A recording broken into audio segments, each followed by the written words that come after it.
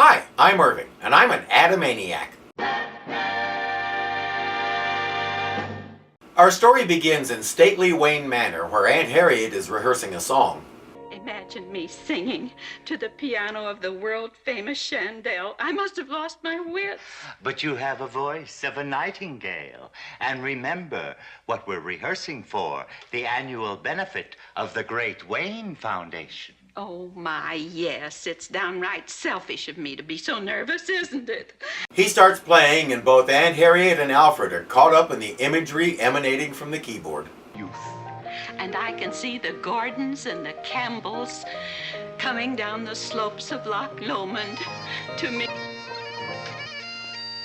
Bless my eyesight! When this guy does imagery, he doesn't mess around. A good day to you, lads and lassies. A very good day to you.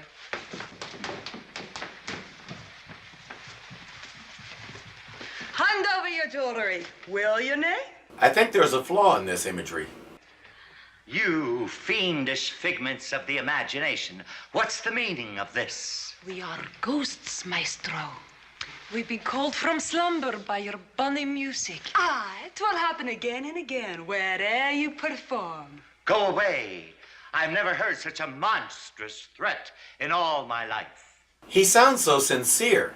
Then again, Liberace, the guy playing Shandell, pretty much always talked like that, so who knows? You're this then, maestro. Oh, it's inhuman! Indeed, madam. Demonic. Nobody can withstand the call of the lovesick goose.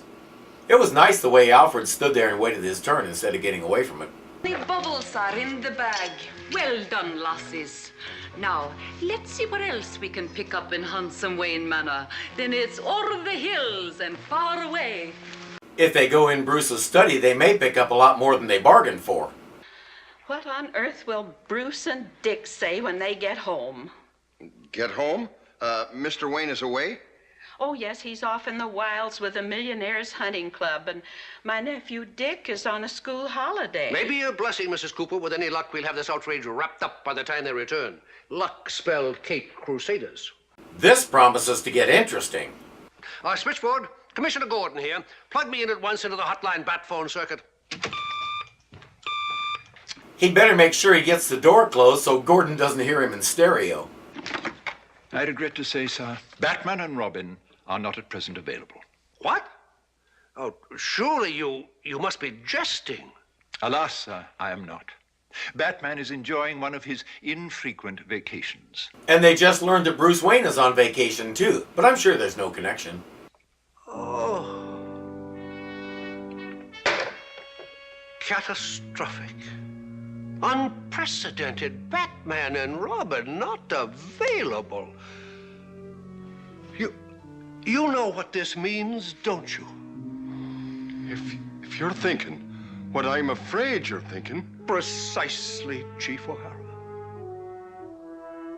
The moment we've dreaded for years has arrived. This time, we're going to have to solve a case ourselves. I've watched that a dozen times and it makes me laugh every time. We have to solve it all by ourselves. But you guys have the best police department in the country. I know, I hear it all the time. Of course, it's most always O'Hara saying it.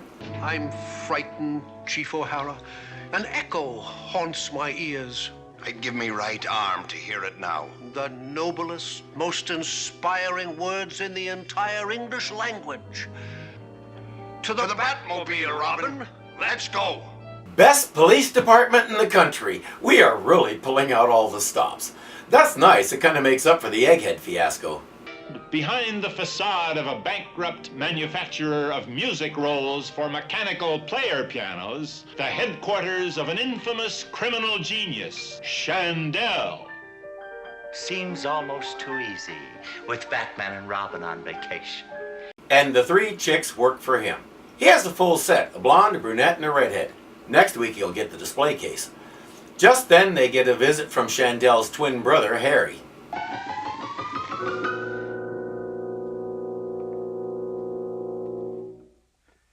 Everything's set for tonight's caper. Of course. Tiny radio transmitter hooked up inside your criminal piano? Naturally. It should be a pretty good haul. I'll take 95% this time. I'm sorry, that's about as convincing as if my dog was doing it. Liberace just cannot do a tough guy.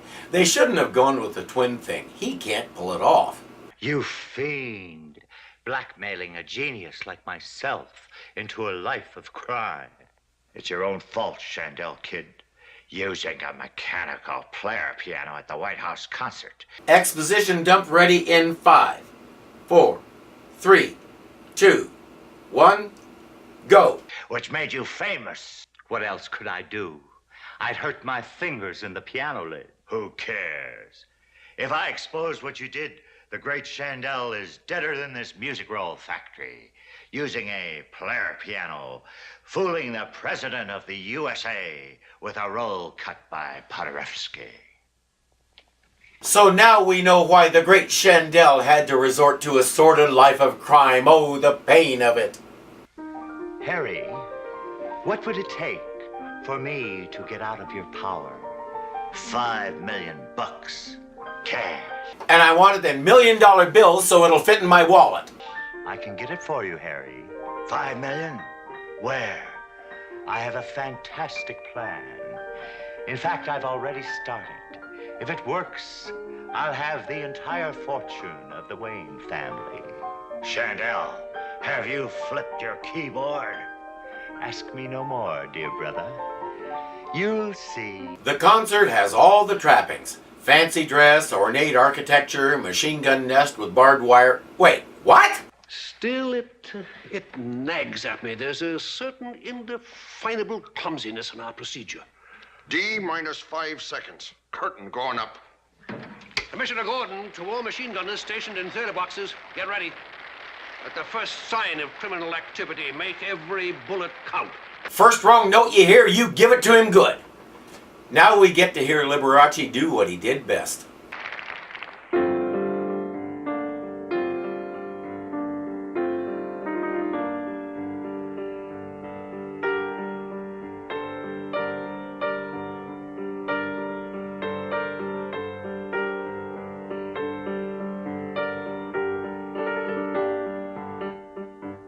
By the way, speaking as an experienced pianist, it's very possible he was playing that real time, not using a playback. And it seems like everybody in Gotham City is listening.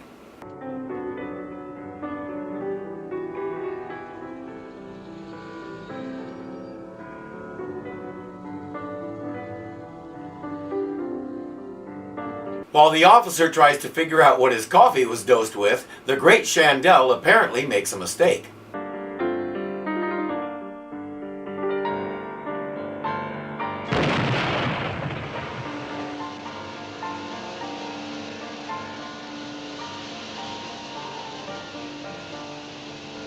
Up in the hills, Bruce is listening to the radio.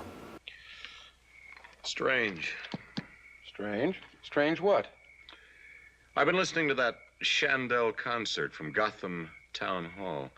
Just before the end of Danse Arabe, he struck a C minor chord that I'm positive doesn't belong there. C minor? Wait a minute, show me his hands. He's on a B flat there, which is not part of a C minor chord. If he'd said a C minor 7th, they would have nailed it. This concludes today's lesson in little known facts for smart Alex. He sends his friend off on an errand and contacts Dick. Gee, Sal. Gosh, Dick. That about says everything, doesn't it?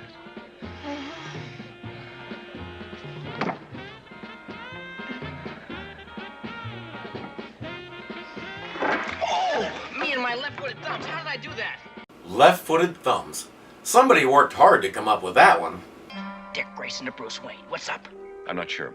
What would you say if I told you the great Shandell had just made a mistake in a C minor chord? Holy impossibility. Precisely, Dick. Something strange and unusual is going on. Yeah, they're making C minor chords with B flat. It could destroy the very fabric of music. I'm afraid it means the end of our vacations. Oh, Ollie, awful luck. Beg pardon? Never mind, Bruce. The fight against crime comes before My first kiss. everything. Where do you want me to meet you? Wayne Manor. I fear we haven't a moment to lose. Meanwhile, at police headquarters. Good heavens. The Burma Import Company, it's just been blasted and robbed. Saints alive. While he was playing a Burmese number. The same dreadful pattern. The felons were a trio of female phantoms, apparently Burmese dancing girls. Is he really going to send a bunch of cops over there to look for 3 Burmese dancing girls? Chief O'Hara to all machine gunners. You can put back on your safety catches. We've been outfoxed. Oh, good idea. Bruce and Dick get home and get the story from Alfred. Where's Mrs. Cooper now? At her request, sir, I left her at Gotham Town Hall. She insisted on paying a private visit to the great maestro in his dressing room. Gosh, he's quite a famous ladies' man, isn't he? Sorry, it's hard for me not to laugh when I hear Liberace described as a ladies' man. In real life, he was rather otherwise. Really, Dick. I'm afraid some romantic interlude has fevered your imagination. Your Aunt Harriet is utterly above reproach. Gee whiz, I certainly didn't mean that she... Holy apparition. Women's!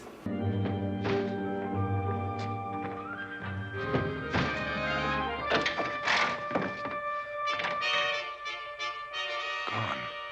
Like wraiths. Who in heck were they? What was the point of that?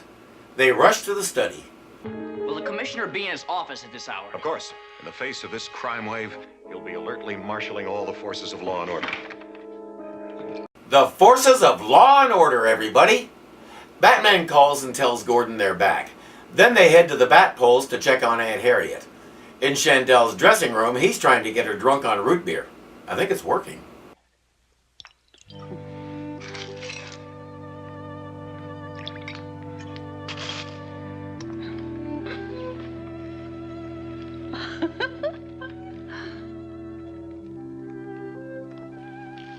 Yes, sweet lady, it has been most delicious, but I fear this thrilling tete-a-tete must come to an end for now. He's a perfect gentleman as he sweeps her off her feet. She's practically drooling by the time she leaves. Then he calls Harry. Good news, Shandell, kiddo. Your pal, Mr. Wayne, is back. Bad news. So are the Cape Crusaders. Amazing coincidence, huh? They must be eliminated. How? Are your nasty piano movers handy? Yeah, they're snoozing in the back room. Awaken them at once. Do exactly as I say. Batman and Robin arrive at the hotel, see Aunt Harriet heading safely home, and head up to talk to Shandell.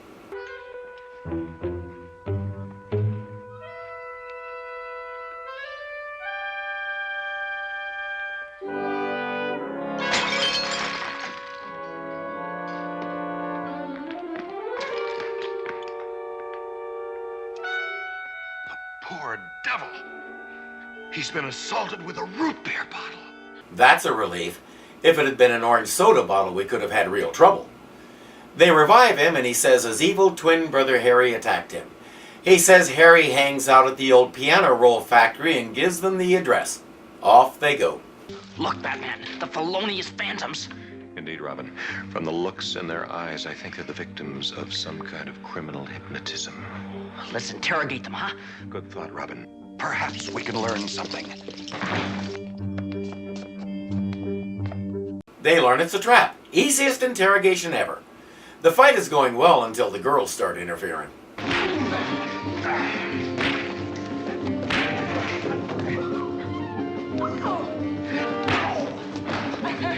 Batman and Robin hold their own in spite of the distractions until Harry notices something.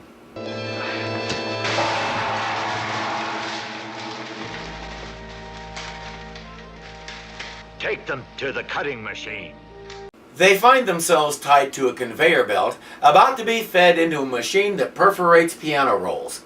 Harry fires it up. Goodbye. Holy sour note! The dynamic duo perforated into piano rolls.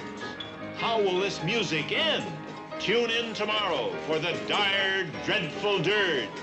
Same bat time, same bat channel. The only part of Liberace's performance that I can buy is when he's at the piano. He's a terrible gangster type, and he's not very good at conveying the idea that he's attracted to a woman. In 1966, we left it right there. The powers that be couldn't blackball him over it because he was too popular, and the public backlash would have been ugly. But he's incapable of being anything except his gentle, adorable, flamboyant self. And that's okay. I just wish they'd gone with another actor to play the renegade brother instead of trying to do the twin angle. He's giving it everything he's got, he just doesn't have that much to give. He's too nice. Still, it's enjoyable to watch him try to pull it off, so it should be fun to see more of it in part 2. Until then, I'm Irving, and I'm an Adamaniac.